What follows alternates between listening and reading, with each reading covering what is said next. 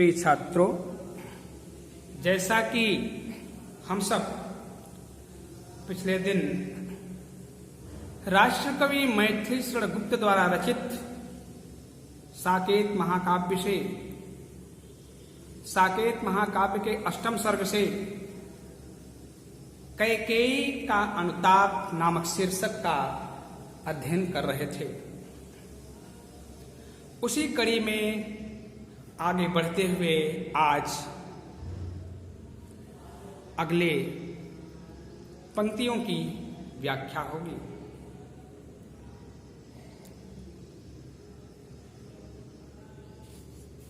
यह सच है तो अब लौट चलो तुम घर को, चौके सब सुनकर अटल कैकेयी स्वर को। सबने रानी की ओर अचानक देखा, वैधव्य तुषार वृता यथा विधु लेखा। यह सच है तो अब लौट चलो तुम घर को। जैसा कि पिछले दिन बात हो रही थी कि भरत और राम का मिलन चित्रकूट में हुआ।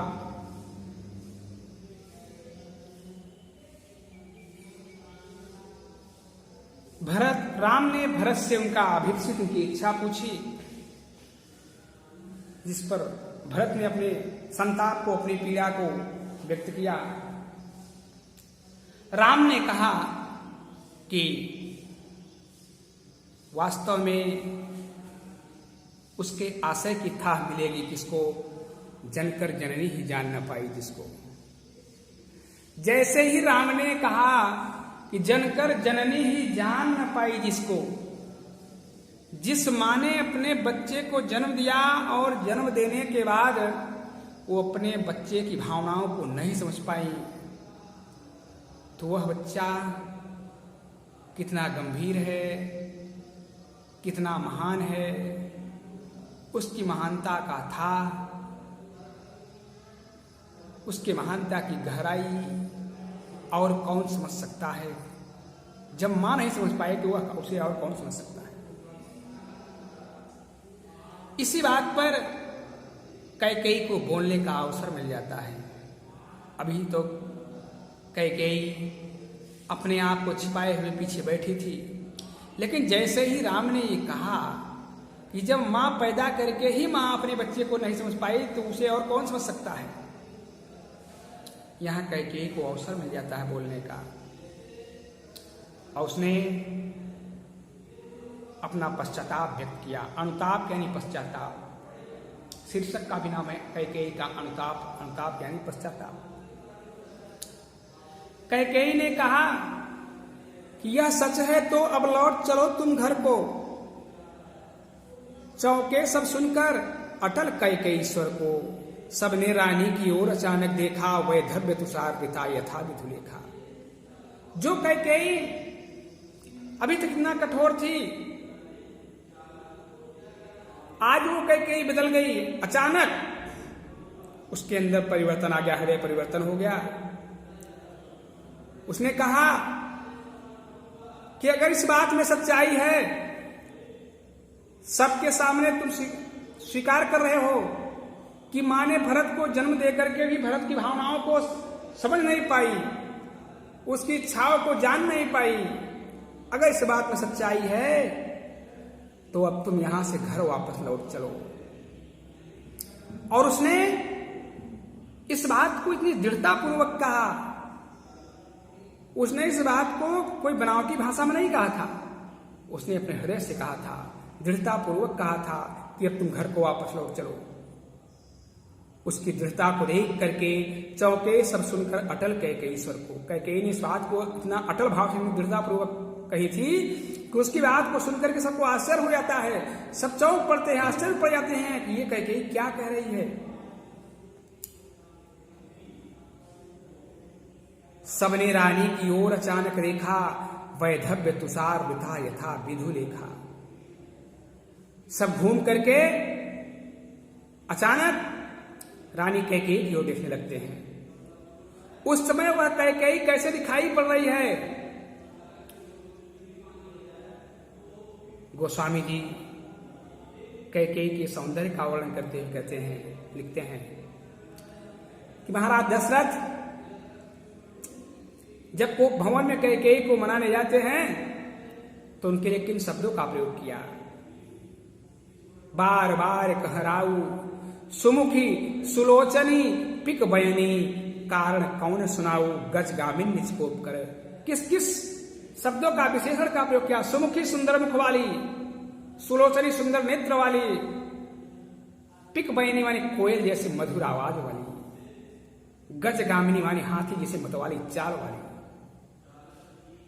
लेकिन आज सबरी रानी की ओर अचानक देखा, वैधव्य तुषार था यथा विधु लेखा। जब सब घूम करके रानी कैकेयी की ओर देखते हैं तो रानी कैकेयी कैसे दिखाई पड़ रही थी। वैधव्य विधवा, तुषार मिता यथा विधु लेखा। आज वो विधवा किस रूप में दिखाई पड़ रही थी कि यथा विधु लेखा। विधु माने चंद्रमा, जैसे चंद्रमा की किरणें हों, और तुषार माने पाला, और आवृता माने ढकी हुई। जैसे पाले से ढकी हुई चंद्रमा की किरणें दिखाई पड़ रही हों। जो कैकेयी इतनी सुंदर थी, इतनी रूपवान थी, आज वह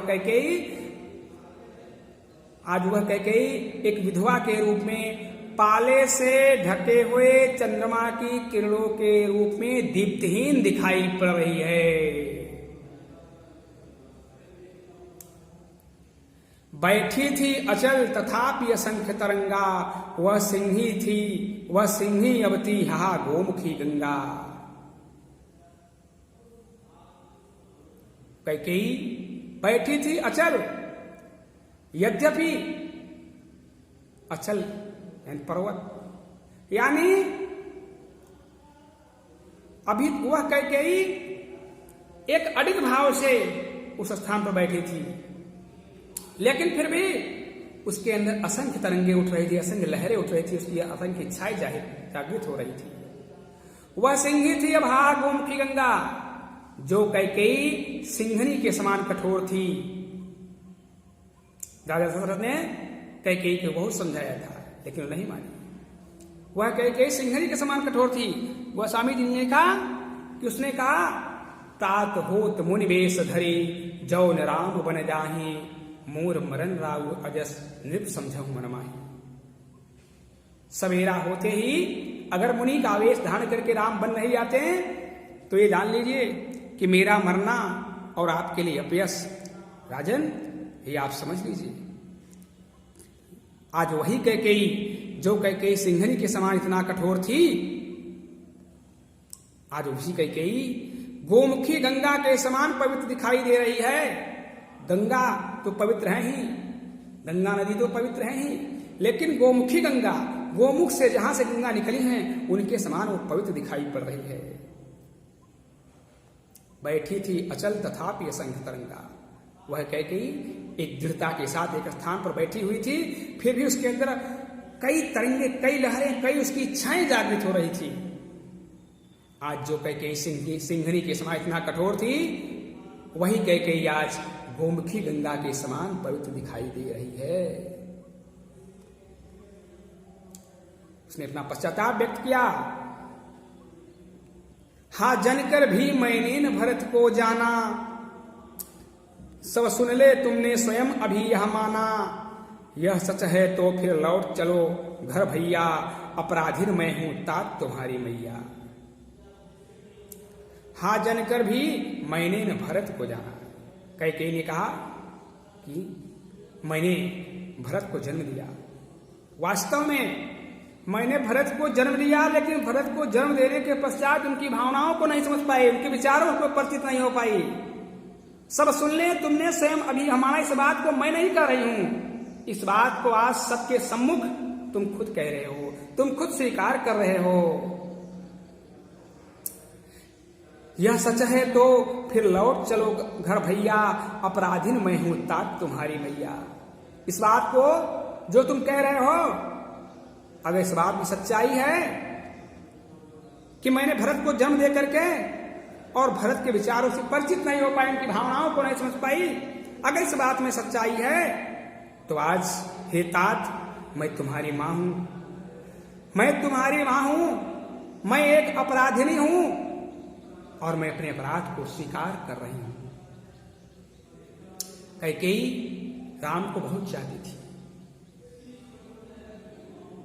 राम सोते थे तभी कौशल्या के पास रहते थे, लेकिन जगते समय हमेशा कैकेयी के ही पास रहते थे। बहुत चाहती थी कैकेयी राम को। उसने कहा भी, एक स्थान पर मैथिली सज्जन लिखा कि उसने याद भी दिलाया था राम को इसी अष्टम सर्ग में ही कि होने पर बहुधा अर्धरात्रि अंधेरी, जी जी आकर करती पुकार थी मेरी, लोग कुहुकुन तेरा कुहुक राम यह जागा, निज मझली माँ का स्वप्न देखो उठ भागा। कैकेयी राम को याद दिला रही है बचपन का कि प्रायः ऐसा होता था अर्धरात्रि में जब तुम अपनी माँ कौशल्या के पास रहते थे तो तुम्हारी निद्रा खुल जाती थी हमारे बिना, और वो आकर के मुझसे कहती थी कि लो कोकुन तेरा कुहुक राम यह जागा। जादूगरनी तुमने क्या जादू कर दिया, तेरा राम जग गया तुमसे दूर होने पर, और अपनी माँ का सपना देख करके तुम्हारे पास दौड़ा चला आया। कहने का मतलब कि कैकेयी राम को बहुत चाहती थी। ये अचानक परिवर्तन हुआ तो कहा कि कैकेयी ने कहा यह सच है तो फिर लौट चलो घर भैया, अपराधीन मैं हूं तात तुम्हारी मैया। अगर इस बात में सच्चाई है कि मैंने भरत की भावनाओं को नहीं समझ पाई तो अब तुम घर वापस लौट चलो। हे तात मैं तुम्हारी मां हूं, मैं एक अपराधिनी हूं, मैंने अपराध किया है और आज मैं उस अपराध को स्वीकार कर रही हूं। कहा दुर्बलता का ही चिन्ह विशेष शपथ है,